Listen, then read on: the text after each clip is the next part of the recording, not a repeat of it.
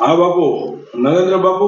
જી જી જી બોલો ને ભાઈ. બાપુ આ વિડીયો વાયરલ થયો છે આમાં આપનો વિસાવદર પોલીસ સ્ટેશનમાં, તો એમાં શું છે ખરેખર હકીકત? અચ્છા અચ્છા અચ્છા અચ્છા, પત્રકાર લાગો છો? જી જી સાહેબ, એમાં એવું છે, હું આજે એસપી કચેરીએ પણ એના માટે જ આવ્યો છું કે વિસાવદરની બાજુમાં સત્તાધાર અમારું જે છે, અમારી ગુરુગાદી છે, ત્યાં અત્યારે નાના મોટા વિવાદો અમારે ત્યાંના મહંત જે છે વિજય ભગત એમને લઈને ચાલે છે, જેઓ મારા ગુરુભાઈ પણ છે.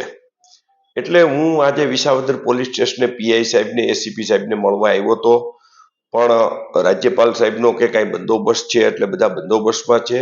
પણ મને પીએસઆઈ મળેલા અને મેં એમને એક લેખિતમાં લેટર આપ્યો છે સાહેબ, કે સત્તાધારમાં વિષયમાં વિજય ભગતને મારા પોતાના સ્વખર્ચે, કારણ કે એ મારા ગુરુભાઈ પણ છે, તો હું મારા સ્વખર્ચે 24 કલાકનો કમાન્ડો એને આપવા માંગુ છું, કે જેથી કરીને એમને જે કાંઈ નાની મોટી બીકો છે કે ભાઈ અહીંયા સિક્યુરિટીના અંતે એટલું બધું રાખ્યું છે, તો એક કમાન્ડો 24 કલાક એમની ભેગો રહીએ અને એનો સંપૂર્ણ ખર્ચ મારી ભોગવવાની તૈયારી છે.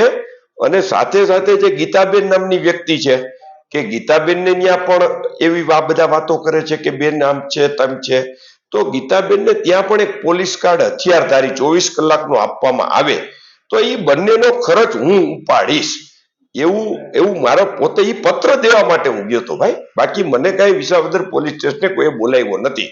એટલે આ પત્ર છે ને બાકીની મેં વિગતો પત્રની અંદર આવી છે, એટલા માટે હું ગયો હતો. સુરક્ષા માંગવાનું કારણ શું? સુરક્ષા એમણે માંગી નથી, સુરક્ષા હું આપવા માટે રેડી છું, કારણ કે ત્યાં એટલી બધી સિક્યુરિટીઓ જે છે ને, તો એનો મહિને લગભગ આશરે 2.5-3 લાખ રૂપિયા ખર્ચ આવતો હશે.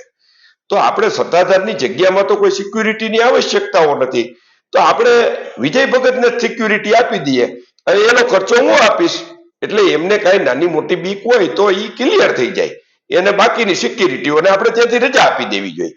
એટલા માટે મેં આ એમને કીધું છે.